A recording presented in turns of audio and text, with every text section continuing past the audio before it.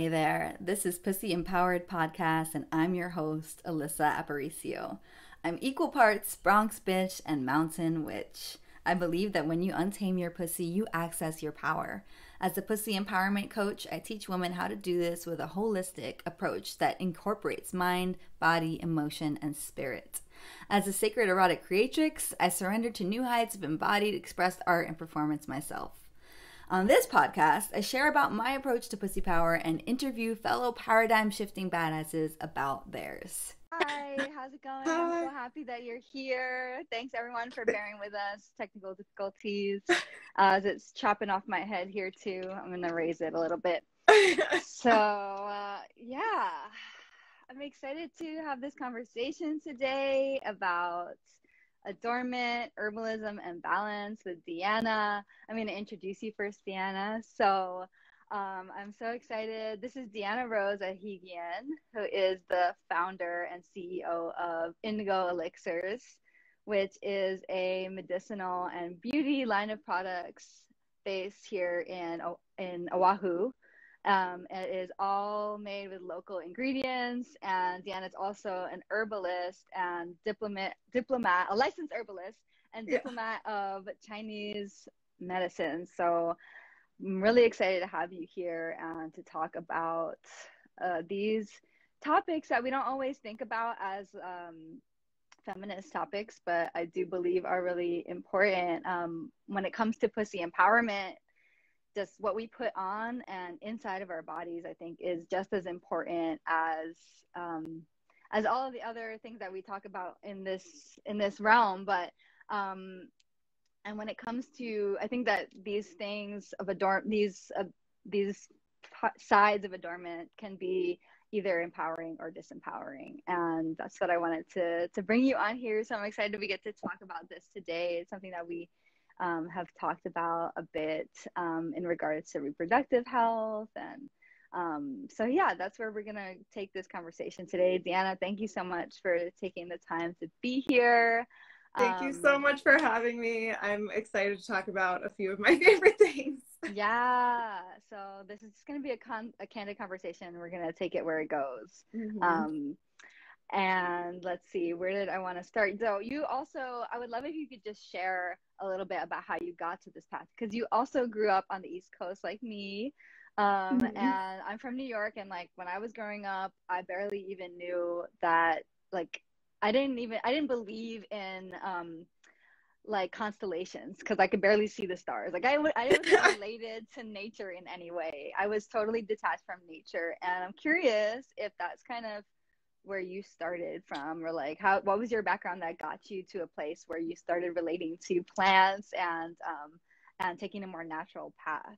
So so I grew up in Massachusetts, fellow East Coaster, and I definitely get what you're saying there. I feel like the culture that I grew up in wasn't specifically into health or natural medicine or holistic body care or anything like that. I would say my earliest roots were, I did cultivate a love for plants at an early age, thanks to my parents, because we grew up on this plot of land that my parents got really into gardening over the years. And so I did help them and was able to kind of, get my hands in the dirt from a really young age. So that was really nice. It wasn't until probably I was in college that I really started taking an interest. And it was honestly mostly my whole journey with herbalism and everything really did kind of start with my hair, my really thick Armenian hair. And I always had dry skin on the East Coast. Every winter growing up, my skin was always so dry, could never find anything that worked. And I felt like I was trying so many different hair products, and I felt like none of them worked for my hair. Like nothing that I was using in my hair was working, even though I had like the whole, half of CVS at my house. So I was like, there has to be a better solution for this. And I did some traveling while I was studying abroad in Europe in college. And I remember having this moment where I was really just like, there has to be one thing that I can be using in my hair. So came back, started from that trip and started making, just like looking up recipes and experimenting, making my own hair serums and body butters. And for the first time, I started, you know, looking into these natural ingredients. And at the time, my uncle had a health food store and I was working there, still has one actually, in Needham, Massachusetts. I was working there. And so I was around these natural ingredients more. And that was a really good source for me to kind of get immersed in more holistic products, was paying attention to the labels, and then really was, I technically established my line while I was a senior in college and was just doing more of like the body, like skincare, beauty stuff, but then started getting requests for more medicinal products, like for pain and eczema, and had no idea how to go about doing that. And around the same time, I was dealing with some health things, like I always had sort of difficult digestion, and I was having something happen with my skin, and I knew that it was traced back to my digestion, but I didn't know how or why. And so I ended up enrolling this herbal apprenticeship in New Hampshire at a place called Misty Meadows, and it was very witchy and amazing. And we had to go out into the New England wilderness and identify, you know, over 100 different types of plants and find them and make pressings. And we learned how to make infused oils and tinctures and teas. And after that, I was just hooked. Like that was sort of the jumping off point for me. And I realized, you know, I started seeing the effect that herbs had on my skin, on my body, and then also internally. That was really the first time that I connected with herbs and saw the benefit that they had on my health. And yeah, so that was kind of like the beginning. And then I basically spent the next decade, because that was in my early 20s, spent the next decade studying herbalism, moved to California, studied a little bit there, and then came here for grad school, went to Chinese medicine grad school here on Oahu in Honolulu. And then realized, you know, what an opportunity there was for my business to be here, because I didn't see at that time, that was 8 years ago, I didn't see a lot of other local brands using local natural ingredients. And so that was a long time ago, and have been kind of on the same journey since then. That's such a cool story. And I just saw that you had your 10-year anniversary with your line. So Yes. You've been at this for a long time, and it seems to be a common theme that, like, you know, a lot of us that come to create our own paths do it out of something in our own journey, like a part of our healing that we were looking for answers and that we didn't find it, and so had to take it into our own hands and make it ourselves.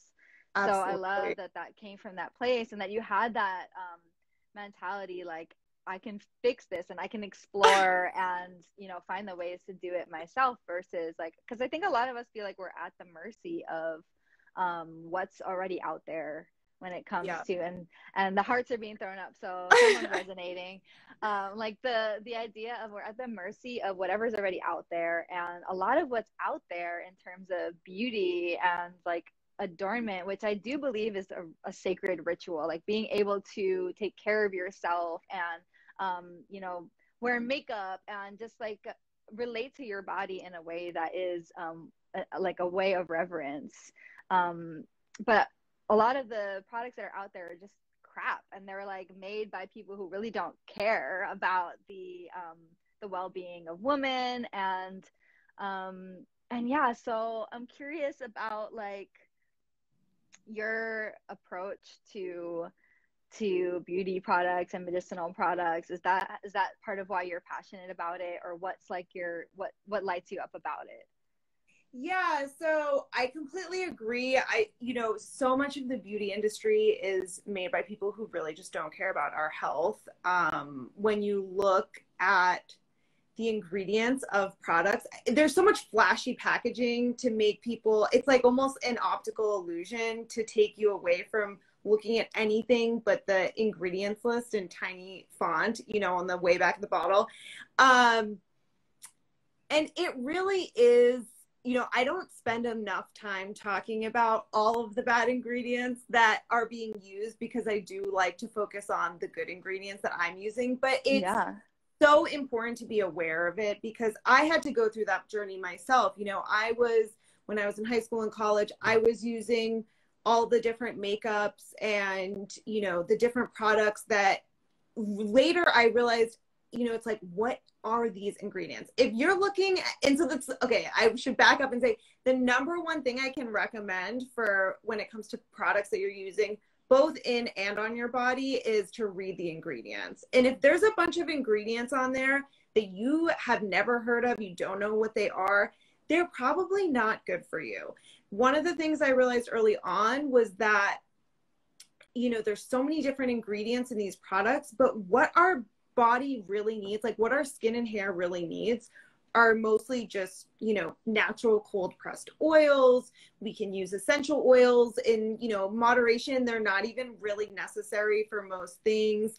But we just need kind of like basic soap, cleansers, natural oils, and then anything added to that. Like, we can get so much makeup products and botanical colors from plants. So there is a whole world of natural makeups and natural beauty. And then I would say, I don't want anyone to kind of go crazy after listening to this. You have stuff in your house, just use it up. And then the next time you buy something, use your best judgment. Read the ingredients first before you buy anything. That's what I would recommend. And the reality is too, so many of these extra ingredients are in there to function as preservatives, so that these products will last for, 2 or 3 years on store shelves. They are emulsifiers, so that you can blend ingredients that really don't necessarily mix well together, but to give it a specific texture. There are fragrances to give it a scent that is completely or mostly synthetic. Anytime you see natural fragrances or fragrances of any kind, that's one of the banes of my existence. They're in so many things. They can be made of anything. It's proprietary information, what is in them. It's what's in fragrances. So you can't ever really know what kind of chemicals are in any fragrance.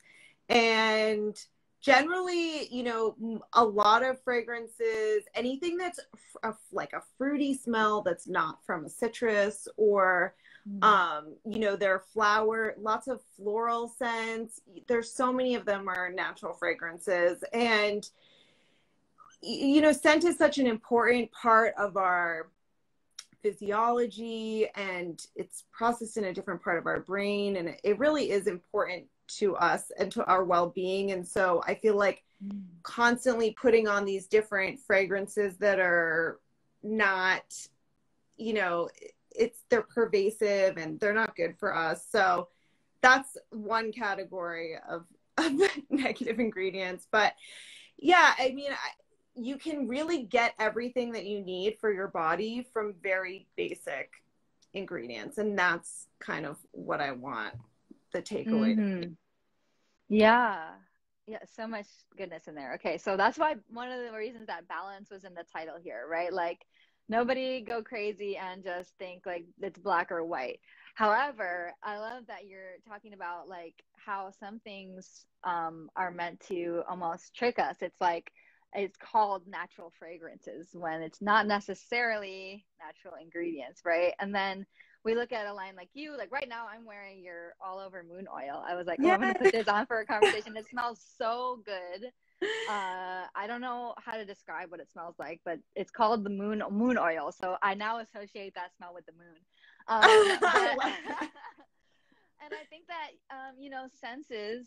senses, I like when I teach around sensuality, I like to be really literal about that. Like, our senses ground us into the present, and having senses that are also like they must tap into ancient parts of ourselves that are that we're not necessarily in touch with. But I would love if you could talk about some of the natural ingredients that you do use in your products, since we already kind of talked about the ones that we don't, well, we didn't specify the ones we don't really want, but we want to focus on what we do really want, because there's like so many that we don't want and they're all in CVS. But what do you use in your line? Like, what do Yeah, you and use I in would your say, products? and I would say, like, instead of talking about all the, like, there's so many different types of the ingredients that we don't want, but anything I would say that has a chemical name, you know, a name that you've never heard of, like, you don't need it. I use, that's a kind of simple rule of thumb. I love that. So simple. And it's Yeah. like, yeah, that makes a lot of sense. Like, if you don't know what it is, like, you don't need it. So I use a lot, so like I said earlier, I have more of like a dry skin type, a thick, dry hair type. So I use a lot of really nourishing plant oils. I have local macadamia oil that I use, local sunflower. I use an organic olive oil from California, organic coconut, virgin coconut oil. And those are the base. Those serve as the base for a lot of my products. I also use really nice beeswax and shea and cacao butters, which are both really reparative. So all of the oils really help to, you know, improve the elasticity of the skin. They help to hydrate on a really deep level. They all have slightly different textures and properties, but in general, they're very nourishing. They really, you know, soak in and help keep our skin in good condition.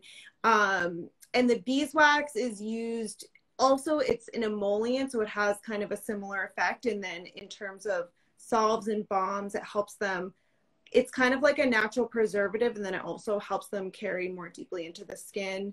I use a lot of the cacao and shea butters, like I was saying, and those are really, can be really regenerative to skin tissue. I use the shea butter in, you know, my Savior Salt for eczema, which really helps to calm and soothe irritated skin and inflammation. And then I use a lot of herbs. So I do try to source as many ingredients locally within Hawaii as possible. And I grow a lot of them in my garden. I grow a lot of the more unique medicinal herbs in my garden, and then I collaborate with a lot of different farms. But some of my favorite medicinal herbs to use that I get locally are turmeric, which is great for inflammation and calming the skin. I use that in almost all of my products. Also really great for pain. So it's in my pain healer salve and my blue moon balm for menstrual cramps. And I use comfrey, which helps, you know, regenerate skin tissue as well. That's in my pain healer salve and in some of my face serums. And let's see, there's so many different herbs that I use. Every product, all of my herbal salves have sort of a different types of herbs in them that they all have different properties. Some of them help, like I said, relieve inflammation, repair tissue, calm the skin. I use a lot of mugwort. I grow a lot of mugwort, gotu kola. I use aloe vera, roses, and I also use essential oils in small quantities in certain products. So the moon all over oil that you were talking about, that has pikake oil, jasmine oil, and Hawaiian sandalwood essential oil. And so there's a few products that are more for adornment and aromatherapy, and those have essential oils. And then I do use essential oils for some of their medicinal purposes. Like my head tonic has lavender and peppermint and rosemary, and that's to relieve headaches. And, you know, they help open up your vessels and it's cooling on contact. And that really helped my brother who has migraines. Oh, really? Yeah. Oh, I'm so glad to hear that. Yeah, that's like been a long time customer favorite. Yeah, there's so many luscious, like, powerful products that I've tried from you, especially, like, I love the matcha face mask. Yeah, the matcha color mask. And they're all, like, I mean, you hear the ingredients if you're listening. It's like they're all things that you have heard of before. There's no mystery pronunciations or, like, strange sounding things. Yes. And I mean, it seems pretty straightforward, but we've gotten so far from believing that these simple natural things can actually work, and we see that they do. And it's you know, it's so simple, but we've gotten so far from it. But I love that you're bringing us back to it, and you're reminding us of the power of these simple ingredients, and how much more local can you get than your own backyard, Yeah. your own garden. That's so amazing. So cool to hear. Thanks. Yeah. And so, like, when we talk about, maybe we can shift a little bit to talking about things that we put in the body, because I know that you're a licensed herbalist. And something that we've been talking about a while over the years that we've known each other is reproductive health and womb health, which is something that I'm really passionate about. And I'm interested in just hearing a little bit about maybe some specific herbs or any experience that you've had around womb health that relates to herbalism. Yeah, kind of open-ended question. Yeah, so as we've talked about before, I experienced painful periods for most of my adult life. The first day of my period was always extremely painful. I kind of just dealt with it, honestly, without really trying to change anything until, honestly, it was our conversation that you and I had a couple years ago. We had a really powerful conversation and about what where we were with our cycles. And I felt like you were putting a lot of energy into really getting yours to a better place. And I felt so inspired by that, because even though I'm an herbalist, and I'm treating other women for period pain, I had never really gone deep within myself and spent so much time and energy trying to figure out, okay, how can I fix this for myself instead of just kind of putting up with it. And so after that conversation, I really started trying to figure out what I needed to do and what I could do. I started taking some specific formulas that are really, they're Chinese medicine formulas, but kind of like the one I was taking mostly during my period. It's like a cinnamon formula. It's very warming. It helps blood circulation, helps kind of the stagnation that's happening to move and flow out. And I was taking that formula, and I started taking other formulas. So actually, normally when we're treating women, we can treat each phase of the cycle differently. And that's kind of the most effective way in some cases, or many cases, to treat, where we're giving one formula for the period, formula for, the follicular phase, for the ovulation phase, for the luteal phase. And, they each have different purposes. So, we're moving blood during the period, we're tonifying during ovulation. So I started taking formulas to try to get to help what was happening, but I realized that I wasn't getting to the root. So another thing we also talk about a lot in herbalism is like the root and the branch. So what is the branch is the symptoms that we're experiencing, and the root is like, okay, what is the true cause of what's going on? So why am I having this in the first place? And almost always the root is, a dietary imbalance or a lifestyle imbalance. So for me, I had to really kind of get to the bottom of what was going on with my digestion, because like I said earlier, I always had difficult digestion. And I realized that there were it's like affecting so many different things in my body, not just my period. I experienced a whole range of other symptoms like heart palpitations and insomnia and bladder pain, honestly, all these different things in my late 20s that started coming up, and it all came back to my digestion. And what I started to realize is that basically, even though I was eating a really healthy diet, quote unquote, I was not eating the right foods for my body. And basically what I was experiencing were micro food intolerances. And so I got my diet to a really good place. But then the final, I would say, you know, it's always an evolving journey, but the final adjustment that I made was cutting out almost all sugar. And that was monumental.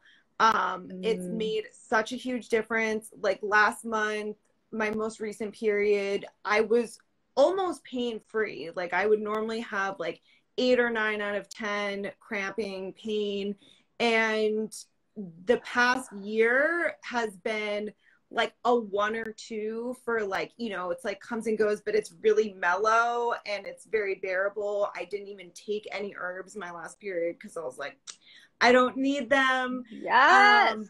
Yes. So that was just like such a radical shift. And it was honestly not easy because I realized I am a total sugaraholic. I grew up, you know, with my mom making really delicious, nourishing, healthy foods, and my dad like bringing home American sugary cereals. And so I had a bit of both worlds, but I think eating sugar, and it wasn't even that crazy, but I think just the amount that I was eating, you know, having cereal as a regular breakfast food, like that created like this sugar dependency in me. And when I finally cut it out, and I should say, like, I experienced candida, like all these other things as a result of this, like sugar imbalance. Cutting out the sugar was like the, you know, the cherry on top of the unsweetened cake. I really, that really was like monumental for me. And so that's what I, you know, now when I work with women on their periods, like one of the main things that I try to have them do is work on diet and then work on, you know, getting their sugar cut way back. Yes. Oh my gosh. Wow. It is so exciting when I hear somebody who's on the other side of tremendous period pain, because I am too.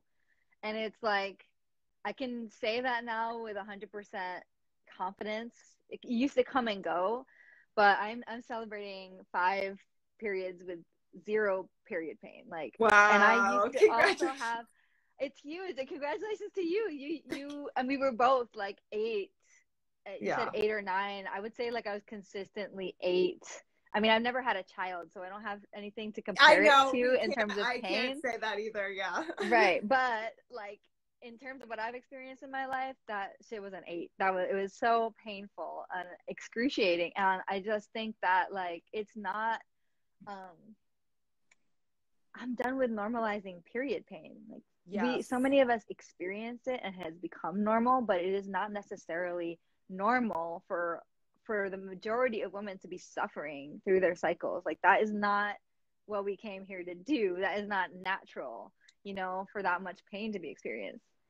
Absolutely. I feel like that is such an like an important point, is that we have normalized period pain. And why is that? And I feel like even for me, it took me so long to work on my own period, because I feel like I had normalized my period pain. You know, I had just taken as something that I need to suffer through every month. And instead, you know, even my education in Chinese medicine school, it's like, yeah, if you're, you know, your period shouldn't be like that. It should be, you know, a time of rest, a time where we get to relax, keep our wombs warm. But it shouldn't be very painful or painful at all necessarily. And so when I'm actually treating a woman or a person who's menstruating for literally anything, I'm asking very detailed questions about their period, because it's such a good indicator of what's going on in their body. If they have a period that's, you know, very heavy or scanty, or, you know, the color of the blood, like so much of it it's sort of creates a little snapshot, like, of everything that's going on in our bodies. Totally. That's something that Dr. Lara Briden talks about often, as like the period as how does she phrase it? I just like slipped right out of my head. But Lisa Hendrickson Jack calls it the fifth vital sign. And Dr. Laura Briden calls it the there it goes again. What the hell? Calls it the report card for our health. Yeah, we can see so much about our periods and our, like, we can learn so much about our overall health from looking at our cycle. Yeah. It's so true. And we do have matching earrings. I know, that was not planned. I thought about that as we were talking before. But yeah, it's like there's so much that we can learn about our overall health from looking at our cycles, and that we can have healthier cycles as possible. Like when I was in the height of the pain that I was experiencing, I didn't even believe it was possible. Like I was asking people, like, do you know anyone who doesn't have pain? Like, is it even possible? Like, and you know, I would get questions like, well, isn't it supposed to be kind of a painful experience because there's blood involved? I'm like, I don't believe it. I cannot accept it. I can't accept it. Yeah. So okay, where was I going with this? When it comes to sugar, I love that we're talking about sugar. When you said that as well, that sugar has such a huge impact for you, I also re-examined sugar for myself. And these last couple of cycles, like my period has been even more amazing because I was like, I drew back on the sugar. And, you know, I think it's something that I see with clients a lot too, that sugar impacts their premenstrual phase a lot. Like sugar for me makes me feel depressed the days after, and wow. I feel extremely low, like sad, and also like just just bleak. And I noticed that after the holidays one year, like I had a bunch of sugary things for Thanksgiving, and like I had this leftover pie that I just kept eating, and I wasn't eating enough like greens or food to balance it out too, which is also a problem. But and you know, like just having your blood sugar level increase and decrease like that so drastically is not, it's not good for you. It wreaks havoc. And something that you said that was interesting too was from a Chinese medicine perspective around blood and sugar and like blood thickening. What was it that you said? Oh yeah, like when you are eating sugar, it basically makes it goes into your blood and it makes your blood more like syrup. And when you think about your blood being syrupy and then trying to bleed it out during your period, like no wonder it's painful. You know, it's causing inflammation, it's not flowing as it should be. Yeah, right. I had a friend say that, a fellow colleague say that to me, and that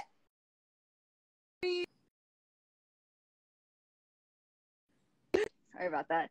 Go ahead. You had a fellow colleague say that to you. Yeah, she kind of painted it that, you know, the syrup sort of idea, and that imagery just stuck with me. And, you know, I feel like it's so, like, when you think about sugar and you think about how our ancestors were eating, which is something that I think about a lot because, you know, that our American diet has become so confused. We don't know what to eat. Our ancestors were probably eating so little sugar. You know, they had probably almost no sources of refined sugar. Maybe they had a little bit of honey every now and then, but no refined sugar whatsoever, and probably small quantities of fruit because sweet fruit was probably relatively rare. And I'm not even talking that long ago. I'm talking like, you know, 150 years ago, like our great-great-grandparents' generation.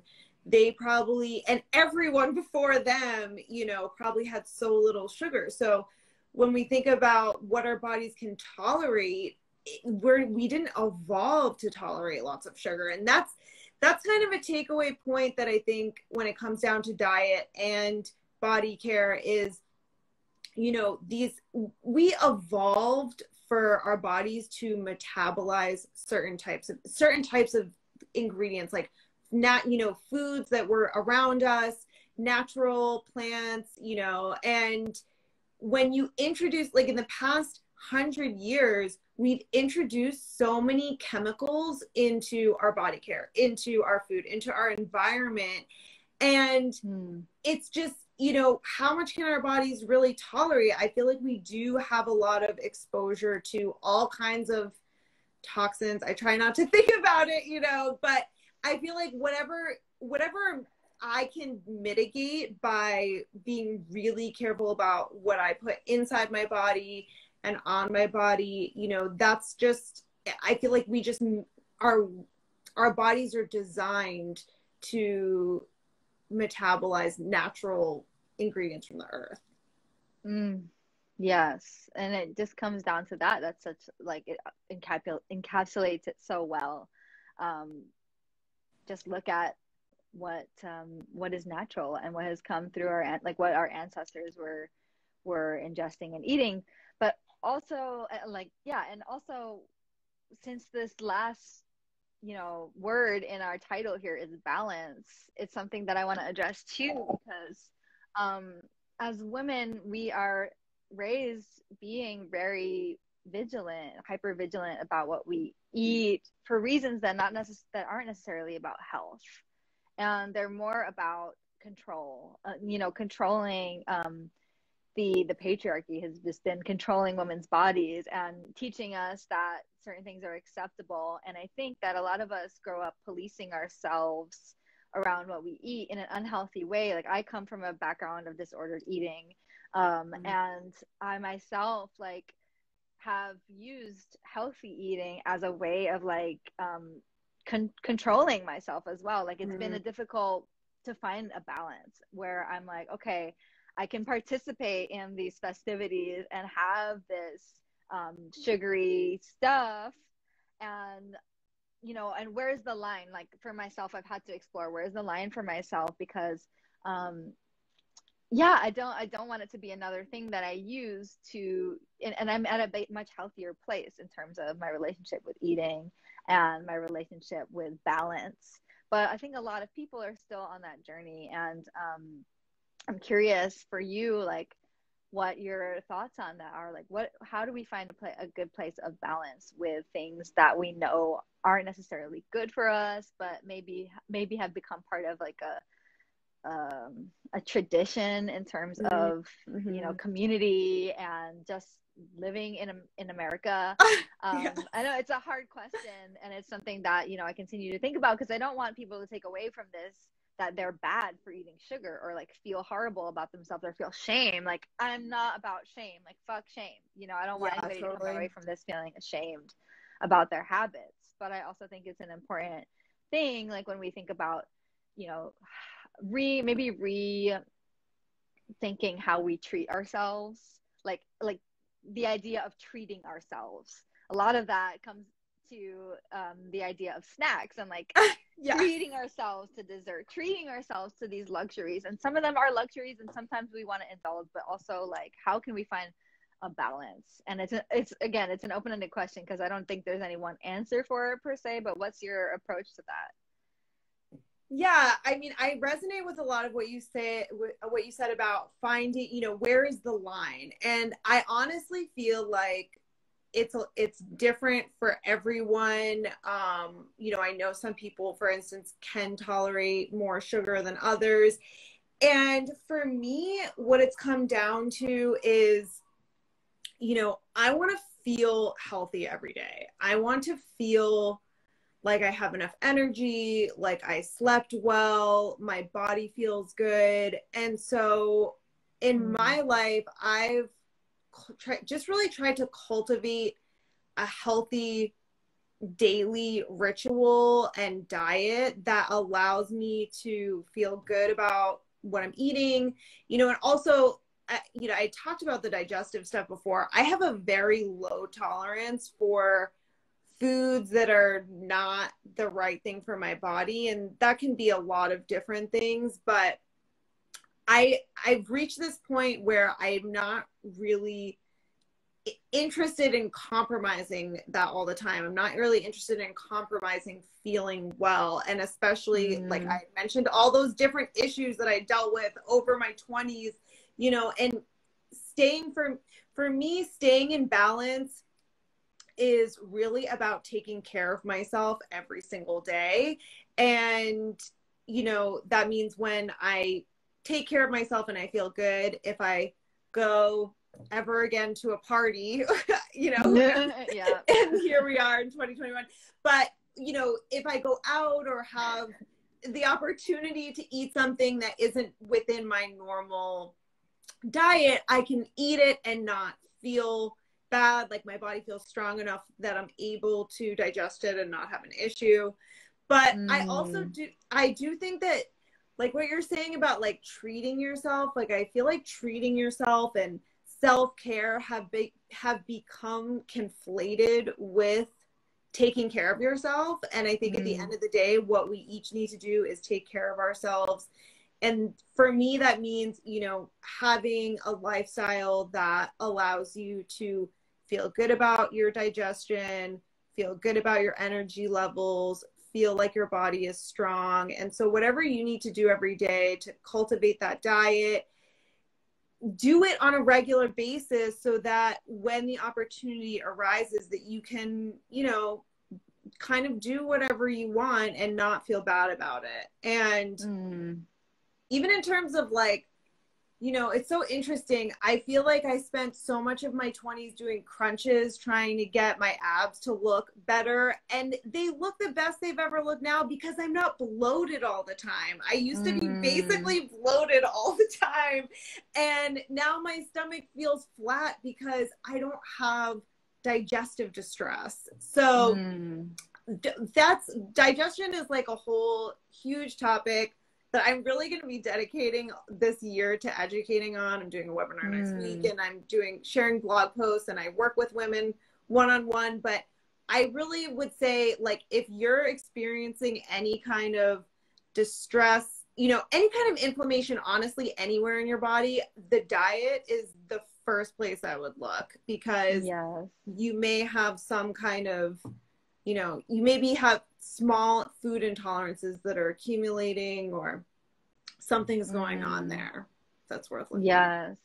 Yeah, and it's like even mental and emotional inflammation, you know, like that counts as well. And I think if we want to be in a place of empowerment, you know, it's really hard to believe in yourself, believe that you can do anything, and, you know, want to achieve and kick ass in whatever you're doing, or just like even just feeling comfortable in your skin if there's something that is constantly irritating and inflaming your body, and like just putting a wedge in between you and your relationship to yourself.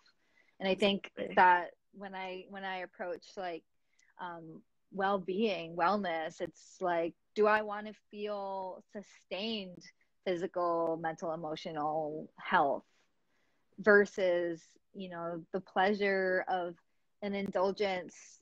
And I do allow myself that, like you said, I do allow myself, you know, a piece of cake here or there, or like some wine here or there, but it's not like a thing that is an everyday thing, because I respect that I want to live a stable, happy life where I feel in alignment. And I think that is the most empowering, that has been the most empowering thing about just approaching my diet in a way that I can respect, that it is respecting my body, that I'm in a place of respect with myself, and it feels good. Like it feels better than not feeling good. Like exactly. I hate feeling sick. I will do anything to not feel sick. So so I think that is kind of all that I wanted to cover today. I would love for you to share about how we can find you, and like how we can support you, and if there's anything that you want to share about that is you know, any new products or anything that you're excited about and you want to share about for my listeners. Okay. So everyone can find me at Indigo Elixirs on Instagram, INDIGOELIXIRS. You can go to indigoelixirs.com and see all of my apothecary offerings. I do mostly body care and might be expanding a little bit in the coming months to some other wellness items.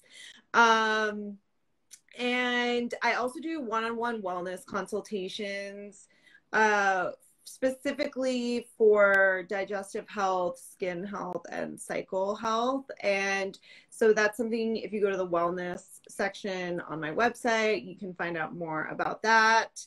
As for new products, I release new products like almost every month. I do a lot of seasonal and limited batch stuff. I just started, working on my lunar and solar glow face potions. I'm doing a pre-order right now, and those are going to be ready within the next couple of weeks. Those are super nourishing, daytime and nighttime serum to protect against sunlight and then to repair your skin. Yeah, and I also have a journal on my website, and I'm looking forward to sharing more wellness content on there in the coming. Yes, there's so much good information on there. Yeah. Yes. Thanks. So thank you for sharing all of that. Please do check out Deanna's products and line. It is so nourishing. There's so much good information on your journal. And yeah, thank you for listening in on this conversation. And this actually will be featured on my podcast, Pussy Empowered Podcast, as an episode in the coming weeks. And you'll have it there to revisit if you missed any parts of it and you want to hear the whole thing. And yeah, I teach around pussy empowerment. I'm not sure who's in here who's like following me or following you, but I teach around pussy empowerment, and I'm really just excited to have more conversations around all of that entails like a holistic approach, mind, body, spirit, emotion, because it's all relevant in empowerment. And I think it's like, so, you know, a lot of times we talk about it as like such an intangible thing, but there are practical steps that we can take that are tangible, like treat your body well, respect, like understand what you're putting in it and on it, and do it in a way that you're in integrity with, you know, with what nature intended and with what feels good and feels right to you. Yeah. Absolutely. Thank you so much for having me. This was a great conversation. It's always a pleasure to talk with you, and yeah, looking forward to continuing the conversation. Yeah, such a good conversation. I can geek out on this stuff forever. So I'm happy to get to talk to you about it. And, yeah, same. Yeah, thank you so much. Thank you, Alyssa. Everybody who's still with us. Yeah, here. Thank you everyone who tuned in. Yeah, we'll see you soon. Mwah. Mwah. See you soon. Bye. Bye.